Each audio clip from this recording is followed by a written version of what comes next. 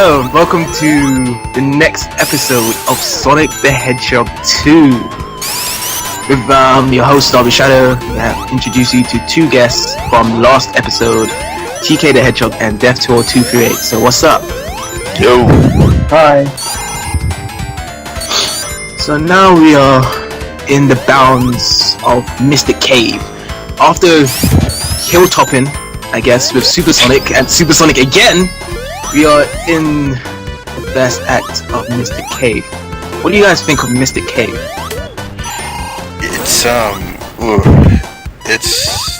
kind of creepy, but you know, it gives me the feeling of there's a stage on Mario World with the bombs, and it's all dark, and that's what this stage reminds me of. Really? Yeah, and I enjoy both stages really. It just the music is kind of creepy, but I like it. That's pretty interesting because I've never heard someone compare that bomb stage, like the dark stage of the Mario games, to Mystic Cave. It gives you that same aura, I guess. It's just super dark background, but you're in a forest. And on both stages, it's really freaky because who goes to a forest at night? You rarely see that in any video game, and it's in both of them. And to me, they both put that sense of fear in you. With Mario, sometimes you can't see the bombs, and they just like boom, they blow up, and you're like, whoa, I died. And here, you're like, there's spikes and stuff that can crush me, and oh my gosh. Well, that one compared to this one was like. You can run at your own speed, or should I say it's really fast because it's Sonic, of course, but in terms of Mario, the screen was pushing you, right? To actually get from one side to the other. On that stage, on the one that I'm talking about, no, there could be some other ones, but... So I'm talking about the one in Super Mario Bros. 3. Oh, okay, that one. Well, possibly, I kind of don't remember that one, but the one in Mario World did it, and... It played almost exactly like the stage. If I could link it to our YouTube video, I will, and just kind of make a comparison. Okay, cool. I'm not saying that Sonic copied or anything. I'm just saying that it gives that aura, that creepy nighttime. What the heck am I doing in this dark forest aura? Wait, but wasn't Sonic 2 released before Super Mario World? Definitely. So yeah. So okay, Mario copied. Yeah. Gotcha, Mario. Now what? They're making a Mario 4. And who made a Sonic 4 not too long ago? Ooh, good one. Exactly. Mario 4? When's that coming out? No clue. No clue. Who cares? This is sick. Sonic 4 is coming out on May, 16th? Something like that? Yes, a week after Minecraft and Marathon. Nice. And the anniversary of Star Wars Episode 2, Attack of the Clones. Why are we talking about Star Wars? Because we're not talking about Star Wars, we're talking about May 16th. Yes, you are. We're talking about May 16th, man. May 16th? What about May 19th? May 19th? What's on that day? When they burned down Kane's house as a kid. Moving along. That's why, like, they had a huge feud between the Kane and Undertaker for all these years. Oh God, wrestling. yes, wrestling. Yeah. I should keep myself professional and talk about Oil Ocean Zone. Oh, I just don't like this zone at all. I bet you guys do that. Not a very good song. I will say this. This is the highest stage I've ever gotten up to at the age of 5. Without anyone's help. I remember my cousin once helped me get up to Sky Chase Zone, I think it's called. Yeah. I just don't know, because the whole atmosphere, like, everyone does like the industry type of thing in Sonic 2. Okay, Chemical Plant was acceptable for me, but then this one just takes the cake with, like, the oil and this actual level design. Like, this felt kind of boring, and I just really wanted to go to the next one, but then, to my delight, it was Metropolis Zone right after this. I love this stage, period. I do, because it does fit in Sonic's universe. It's missing a couple of things that oil foundries, or whatever you call them, refineries, have.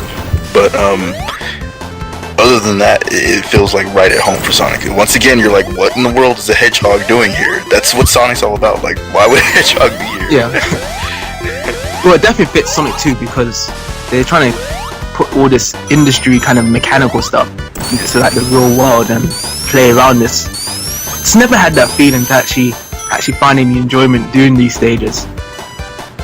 This is like kind of like the dark side for Sonic 2 to me, like coming from Mystic Cave, start of Mystic Cave. Well, Mystic Cave's alright, but then there was Oil Ocean and then Metropolis, and then thank God for Sky Chaser. Yes, there was all these dark stages, right? So many dark stages, and then boom, we're in the sky with all the bright sunlight and whatnot. Yeah, like then Sonic 3 came and then found more happiness again from the stages, level design from it being kind of what I wanted in a Sonic game, kind of, you know, the generic ice stage, generic casino stage, stuff like that. Yeah, that was a carnival, by the way. you thought you were gonna get me with... You can gamble on the balloon. You thought you were gonna get me again with the casino comment, didn't you? Nah, we'll forget about that. Even though you like to talk about casinos a lot. You know what? I don't know. You shouldn't know. I live in Vegas, okay? Gosh. Because we're on the Act 2 Oil Ocean Zone, and from that, we're starting to see more enemies. The seahorses. So why are seahorses in Oil Ocean, like the actual oil industry, like where we are now? Dr. Robotnik, that's why.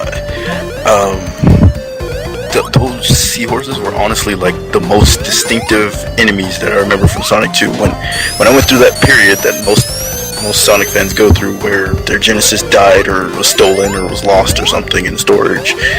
Mm-hmm. And I never went through that.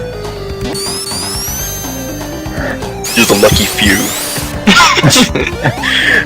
But for those of us that did, we only had our memories to go off of for a few years before we could get jobs and buy the consoles again, or beg and plead with our parents, like I did. But my point is, through the absent years where I didn't have a Genesis or a Sonic 2, the only memory that I could remember from the game, the only enemy that I remember, is the seahorse. I don't know why that stood out so much to me. For me, that stood out is those little squiggly things that just pop out with those oil bombs, because they always try to get me, like hit me when I just want to complete the stage so fast. Because I always take my time if I'm kind of enjoying my stage, but with this stage I just want to get out of it, like spin dash all the way. That's what I loved about spin dash in Sonic 2 when it got implemented for these type of stages. Tell me about it. That's how I feel about Marble Zone in Sonic 3. It's my most hated stage. I've said it before, and I'll say it again.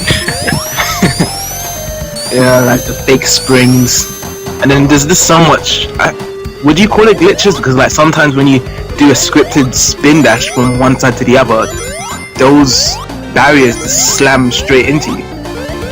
I don't know if they're glitches or not, and I'm doing the playthrough for Sonic 3 for our Let's Plays, and I've run through so many glitches on that stage, and some stages from, I mean, other glitches from other stages, but I'm playing the Sonic Jam version, and I don't know if it's the port, it could be my capture card, but it's definitely not me. I've gone through those same stages flawlessly on the Sega Genesis, on emulators, on the computer. It's just like, what? I'm sucking so bad. But I think that the stage it probably does have a few glitches in it, because believe it or not, you can actually get lost to where you can trap yourself and the time just runs out and you can't get out of this trap. I've done it many times before. There's some sort of glitch to where Sonic gets trapped, and I can't remember exactly where it is in the stage, but it exists, and it sucks.